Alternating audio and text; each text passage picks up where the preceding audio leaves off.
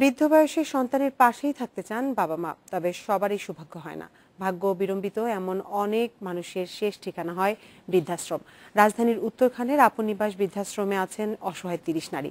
রমজানে তাদের ইফতার চলছে বিভিন্ন সংগঠন ও দাতাদের অর্থে।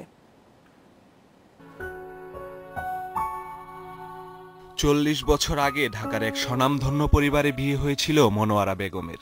স্বামী ছিলেন সরকারি কর্মকর্তা। সন্তানের বয়স যখন ৩ বছর তখন মারা যান স্বামী। এরপর সন্তানকে কেড়ে নিয়ে মনোয়ারাকে বাড়ি থেকে বের করে দেন শাশুড়ি। মনোয়ারার ঠিকানা এখন উত্তরখানের আপন নিবাস বৃদ্ধাশ্রম।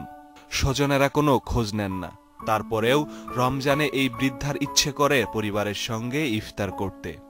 সন্তান আছিল না আমার লগে, ছোটকালের তিনি যাই বাই করে দিতে আমারে। মনোয়ারার পাশের বিছানাটি বরিশালের সায়রা খাতুনের। তার জীবনের গল্পটিও প্রায় একই রকম।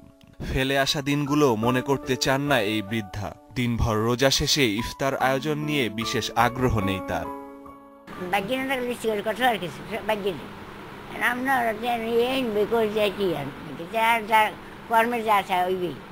এই সব বঞ্চিত নারীদের জন্য রমজানে ইফতারের যোগান দেয় বিভিন্ন সংগঠন।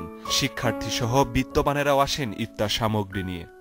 যে আমরা নিজেরা আসছি, কাজ করছি বা ওনাদের সাথে কিছুটা সময় কাটাবো, একসাথে বসে আমরা আমাদের সাথে ইফতার করব, এটা আসলে ভালো লাগার মতো একটা কিছু। সবাই যাতে বাবা মাকে অ্যাটলিস্ট আমরা দেখি, এভাবে না ফেলে দিই। বৃদ্ধাশ্রমের প্রতিষ্ঠাতা পরিচালক জানান, রমজানে দাতাদের ভালো সাড়া পান তারা। তাই প্রায় প্রতিদিনই ইফতারে থাকে চিরা, দই, খেজুর সহ বিভিন্ন মৌসুমি ফল। যখন থেকে সন্ধ্যার সময় সে খাবারটা দিল না, সেটার সময় ফোনও দিল না, বলে রং নাম্বার, তখন আমাকে খুব দ্রুত খাবার জোগান দিতে হয়। তাই সেক্ষেত্রে একটু হিমশিম হয়। রমজানের পাশাপাশি বছরের অন্য সময়েও বৃদ্ধাশ্রমে সহযোগিতা অব্যাহত রাখতে দাতাদের সহযোগিতা চেয়েছেন আপন নিবাসের পরিচালক মাসুদুর রহমান, ইন্ডিপেন্ডেন্ট নিউজ, ঢাকা।